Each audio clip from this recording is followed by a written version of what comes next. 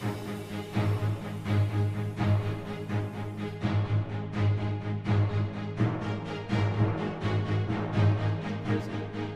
it is. It's from the Republican candidates. We should have never been in Iraq. We have destabilized the Middle East. They lied. They said there were weapons of mass destruction. There were none, and they knew there were none. There were no weapons of mass destruction. Hey, it's Tucker Carlson. The Biden administration arrested Donald Trump this afternoon. They had him arraigned and fingerprinted in a Miami courthouse like the accused felon he now technically is. These were the first steps in a process that is designed to put Donald Trump behind bars for the rest of his life. Cable news carried every moment of it live. It's unprecedented, they told us, with what looked like shock. But they weren't shocked. They knew this was coming. Everyone who's paid attention knew it was. What just happened was always going to happen. It's been inevitable since February 16th, 2016. That's the day Donald Trump made a blood enemy of the largest and most powerful organization in human history, which would be the federal government. Despite what you may remember, it wasn't anything that Trump had said about immigration or trade with China or rapists from Mexico. Those are the stories that dominated the headlines that year. Trump's a racist, they screamed. Stop him! But inside Washington, that was just noise. None of it really rated. Identity politics doesn't mean much to permanent Washington. What matters, then and now, is foreign policy. The invasions and occupations and proxy wars. The decisions that determine which global populations will thrive and which will die. The policies that come with trillion-dollar price tags. The ones that, over time, have made the counties around D.C. the richest suburbs in the world. In Washington, that's what actually matters, and it's obvious when you look carefully. When there's a debate about anything else, for example, the debt ceiling, both sides take their assigned positions and they start yelling. But when Congress decides to start a war, no matter how foolish or counterproductive or obviously disconnected from America's core interests that war may be, when that happens, the leaders of both parties automatically jump behind it like circus clowns. And then they stay there, sometimes for decades. They defend that war relentlessly against all evidence until somebody finally rings the all-clear bell and they can begin to admit that actually, maybe it wasn't such a great idea. We meant well, but it just didn't work out. The good news is we've learned a lot of important lessons. In the end, they usually do say something like that, but only after emotions have cooled and the damning details have begun to fade from collective memory. It's an apology that's not actually an apology, much less repentance, and it's years too late to matter in any case. But until then, that's all you're getting. Until then, no dissent is allowed. That's the first rule of Washington. But somehow, Trump didn't bother to follow it. He is from out of town, so maybe he didn't know it was a rule, or maybe he just didn't care. Either way, 7.5 years later, we can point to the precise moment that permanent Washington decided to send Donald Trump to prison. Here it is. It's from the Republican candidates debate in Greenville, South Carolina. We should have never been in Iraq. We have destabilized the Middle East. They lied. They said there were weapons of mass destruction. There were none, and they knew there were none. There were no weapons of mass destruction. All right. We should never have been in Iraq, Trump said. We destabilized the Middle East. Now, by the time Trump said that, a lot of Republican primary voters were starting to reach the same conclusion. How could they not? But it was the next line that doomed Trump to today's arrest. They lied, he said. There were no weapons of mass destruction, and they knew there were none. Now, when he said that, a few in the crowd booed. Most just sat there in silence, stunned. Can he say that? Well, he said it anyway.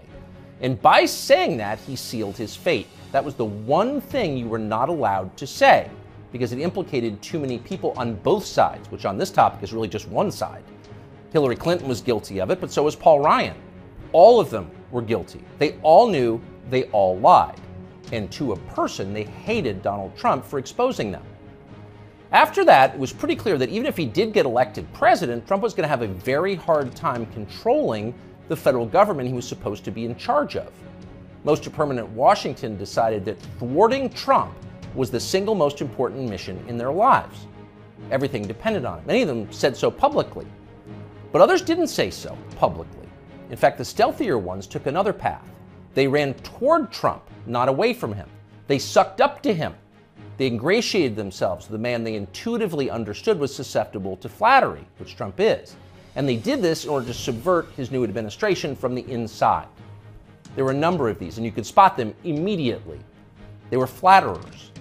Invariably, the ones who flattered Trump the most hated him the most and disagreed the most strongly with his views. You saw them in the hallways of the White House and at press conferences. They were there slobbering over their boss with elaborate self-abasement, as if they were addressing a monarch or a god. It was a scene from the Ottoman court. It was filthy and decadent, and it was false. Mike Pence, Nikki Haley, Mike Pompeo, Lindsey Graham in the Congress. They all called Trump a visionary genius up until the moment he lost power. And then they unsheathed their real agenda, as always the neocon war agenda, and they piled on with maximum force. Here's Mike Pompeo, for example, on Fox News this morning. President Trump had classified documents where he shouldn't have had them, and then when given the opportunity to return them, he chose not to do that for whatever reason. When somebody identifies that, you got to turn them in. And so that's inconsistent with protecting America's soldiers, sailors, airmen, and Marines. And if the allegations are true, some of these were pretty serious, important documents. And so that's wrong. May future historians hoping to unlock the mysteries of late Empire Washington study that clip, because it will reveal everything. That very same Mike Pompeo, the one who's sneering at Donald Trump on TV this morning, that guy served Donald Trump as both CIA director and as Secretary of State. Those are the two most powerful jobs in the federal government. And as he worked in those jobs, Pompeo promised, in fact, he swore, to support the president's agenda. Why? Because that's the way a democracy works. You vote for a candidate in the belief that his appointees will carry out the policies that you voted for. It's not about the president, it's about you, the voter. But Pompeo didn't do that. He didn't even try to do that. In fact, he undermined Trump's often stated commitment to peace and non-intervention abroad at every turn. His every waking hour was devoted to fomenting war in some faraway foreign country or other. Iran, Syria, Russia, North Korea, the list goes on. But rather than telling Trump that he disagreed with his ideas, as a man would, Pompeo toadied up to Trump, a man he despised, in the oiliest, most over-the-top way imaginable. Ask anyone who worked in that White House at the time. Who is the appointee most likely to tell Donald Trump on a daily basis that he was handsome, virile, sleek, and powerful? Mike Pompeo. That will be the consensus answer. Those of us who saw firsthand Pompeo's relentless kowtowing will never forget it. It was indelibly repulsive. No one with self-respect could do something like that, but Mike Pompeo did it effortlessly, with relish and verve. Now, this same person is telling Fox News viewers that he fears for the safety of our military, our soldiers, sailors, airmen, and Marines, in the approved phrase, because Donald Trump took some classified documents home and didn't immediately return them to the National Archives? What a lie that is. Mike Pompeo knows that's a lie. He spent his entire life in Washington. Washington is a city where internal memos about Labor Day are classified because everything is classified. Your government has classified more than 1 billion federal documents, most of them boring and pointless and a danger to no one, and locked them away in secret where you can't see them because you may be an American citizen, but not really, and therefore you don't have the necessary clearances to know what's going on. And by the way, none of this is done in order to make America safer, any more than COVID restrictions were designed to keep you healthy. No, it's a caste system. That's the point. And you're the untouchable in this hierarchy. Mike Pompeo knows that. Everybody who works in Washington knows that. How many secret documents do you think Dick Cheney took home with him while he was running the Iraq War? How many did his wife read? She never had a clearance. We'll never know the answer because there is no chance Dick Cheney will ever be investigated or his staffers will be told to wear wires in his presence. He will never be indicted for this. Of course not.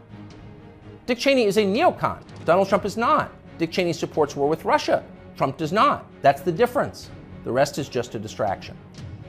The prosecution of Donald Trump is transparently political. He's literally Joe Biden's main political opponent. He's polling over 60% among Republican voters right now. So Joe Biden is doing what no president has ever dared to do. He's using law enforcement to lock up his chief rival. That's happening right now. Anyone who denies it's happening is lying to you. But actually, it's worse than that. Trump's prosecution isn't just political, it's ideological. Nobody with Trump's views is allowed to have power in this country. Criticize our wars and you're disqualified. If you keep it up, we'll send you to prison. That's the message Washington is sending. Not just the Democratic Party is sending, but both parties are sending. Like so many Republicans, for example, the supposedly conservative governor of Texas, Greg Abbott, spent yesterday totally ignoring the destruction of the American justice system. Instead, he signed a highly important bill called the Crown Act, which, according to the celebratory tweet Abbott sent commemorating it, will, quote, prohibit discrimination based on textures and hairstyles historically associated with race. In other words, in Texas, cornrows are now protected by law. Having unapproved views about Ukraine is not. That's fine with most elected Republicans. They find Trump tiresome and embarrassing. Their donors hate him. They will not be sad if he dies in jail. But what about voters? What are they learning from this spectacle? Well, mostly they're learning that they have no power at all because nobody cares about them. But they already knew that. Unlike so many of our elected leaders, they have been to America recently. They know what it looks like. Have you seen it? If you've got a few days this summer, find out. Take a road trip and see for yourself. Drive 500 miles in any direction and then come home. How are things looking? Well, they should look great. The federal government spent $6.5 trillion last year. That's more than any government has ever spent, ever.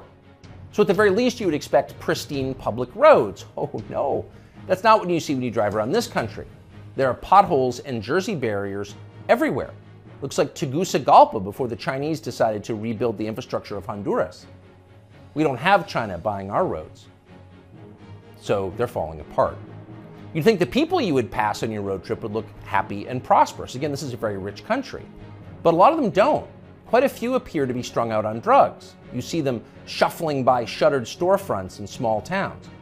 And you wonder, as you see all of this, where did all the money go?